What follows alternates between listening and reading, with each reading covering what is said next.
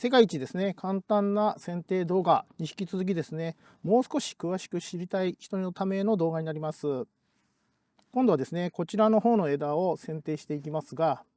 先ほどはですね、この1つ目、そして2つ目、2つ目と3つ目の間ですね、この辺りをカットしてくださいというお話を申し上げました。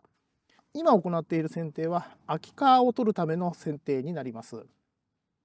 で、なぜですね、この2つ目と3つ目の間をカットしてくださいかといったお話になりますと、まずですね、はい、これ昨年カットした位置になります。で、この1本目の方の芝ですね、1本目の芝についている芽っていうのは、実はあまり大きくなりません。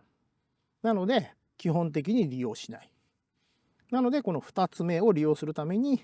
2つ目と3つ目の間をカットしてくださいという意味になります。ただし、例外もあります。今回はですね、ちょうど芽はちょっと見にくいんですけど、この反対側の方に芽があります。で、3つ目の芽はこちら側にあります。で、イチジクのですね、芽によっては、はい、これそうですけども、芽の位置がですね、上に向かっている芽っていうのがあるんですね。この内側に向かっている芽。で、こういう芽っていうのは、イチジクの場合は、基本的に使わない。上芽をですね、残さないで、残す芽は基本的に下芽もしくは横芽というふうに言われてますので、こういう芽だった場合、つまりですね、先ほど言いましたこの2つ目、3つ目、この2つ目、ちょっと裏にありますけど、この2つ目の芽がここにあるような上芽だった場合、ちょっとあまりよろしくないので、その場合は、基本的に反対側にね、こちら側の芽は反対側に出るんですね。ここに出たら、今こちら側に3つ目出てるんですけど、もし2つ目の芽がここにあった場合は、3つ目の芽ってこの反対側にね、いわゆるこちら側に出るっていうことが多いんですよ。なので下芽になるわけです。なのでその場合は3つ目と4つ目の間、ここを狙って切るという具合にしてください。一軸基本5月ぐらいになるとたくさんの新芽が出てきますので、ここから今芽が1個だけじゃなくて、もしかするともっとたくさん他からもですね、芽が出てくる可能性がありますので、あまり気にしなくても大丈夫だと思うんですけども、気になる方は芽の位置を確認していただいて、例えばないと、下芽がない、横芽がないっていう話であれば、もう1個節を伸ばしていただいて、今の場合ですと例えば3つ目と4つ目の間、ここを狙ってカットするというふうにしていただいて結構です。上芽は残さない方がいいですよってお話ししましたけど、これは正直言いまして、こういう地植えでやっている私のようにですね、見取り農家でやっている場合に言われているセオリーになりますので、鉢植え等でやられているのであれば、あまりですね、その辺は気にしなくても大丈夫。私はそう思います。これもね、位置的にはちょうど、これ横目がありますので、この位置でカットしても大丈夫ですね。はい、このようにカットします。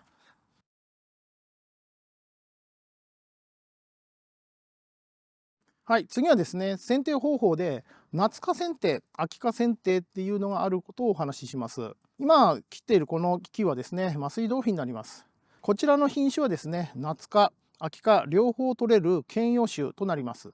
品種によっては夏科専用種、秋科専用種っていうものもあります。夏科と秋科どう違うのか。字の書いてのごとくになるんですけども、夏科の場合ですね、だいたい7月ぐらいからですね、収穫できるようになります。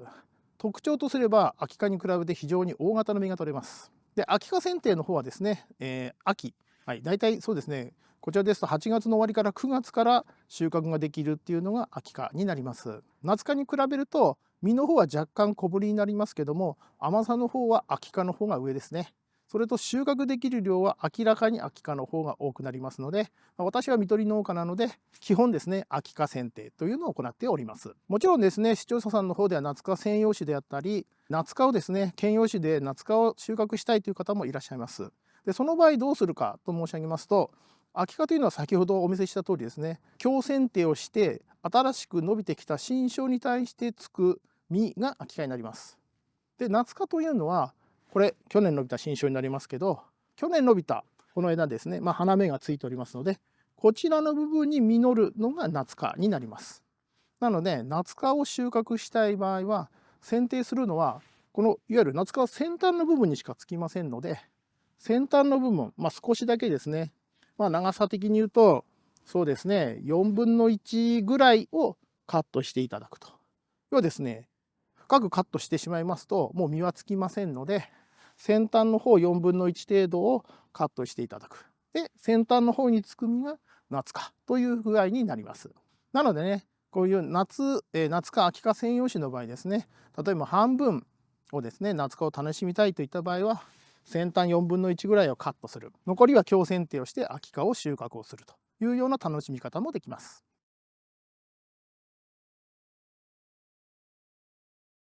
次にですね、樹形についてお話をします。こちら今映っているのはですね、一文字になります。今ですね、主流、このような形で一文字、いわゆるこう手を広げたような感じですね。一文字で成形するっていうのが結構多いです。鉢植えの場合もですね、結構皆さんこの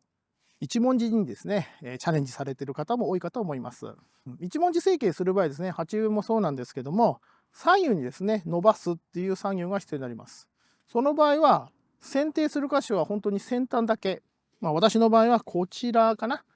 この枝をですね、こちら側に伸ばして、この枝に出るですね、新梢から、実を収穫するということをしたわけなんです。そうすると、剪定方法とすれば、この先端を少しだけカットをして、これを、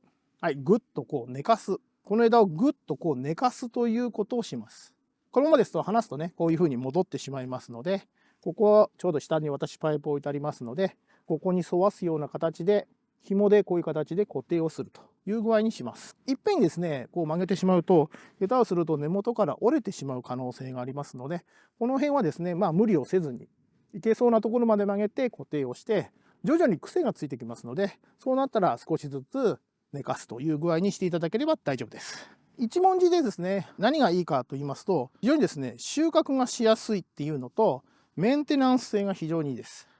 地植えでやっていると、どうしてもね、草刈りとかしなくちゃいけなくなるんですけども、一文字、こういう形になっているので、今ですと、この下あたりですね、いわゆる障害物が少なくなりますので、草を刈る際にもですね、非常にやりやすいんですよ。あとはちょっとね、自走式の草刈り機をうち使っているので、そういうのを入れる風にしてもですね、下の方がですね、非常に空間として空いているので、非常にメンテナンス性がいいです。それと収穫ですね。収穫もこういう形で木を低く育てることができますので、これ昨年ここまで伸びておりますけど、いわゆる収穫も立ったままこういう形でできます。通常何もしないで自然樹形でやると、すごくですね、こう上にガッと伸びちゃうんで、収穫上の方の実がちょっと取れなくなったりとかしちゃうんですけども、この場合ですとこの辺ぐらいまで抑えられるので、私もね、普通に立ったまま収穫ができるというメリットはあります。ただし、通常のやはり自然樹形と比べると、収穫量は若干落ちるという、デメリットもございます。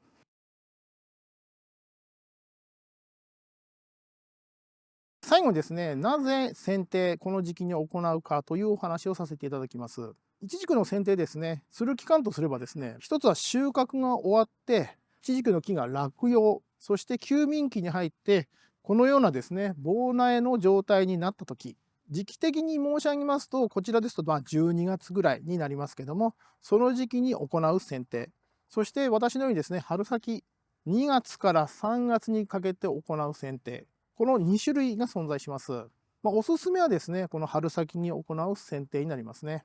理由はですね、こちらもどうしても雪が降るため、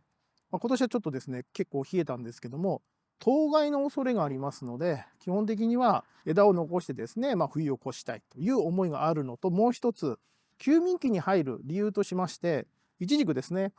枝に蓄えた養分を休眠期にですね、枝の下の方にこう落とすということを実はします。なので、12月ですね、休眠期入ったなりにですね、こう枝を落とすっていうことは、たくさん栄養の入った枝をですね、切り落とすということになってしまいますので、もったいないと。いわゆる次の春ですね、出てくるための養分になるはずのものがですね、少し減ってしまいますので、できれば春先に剪定した方がよろしいかと思います。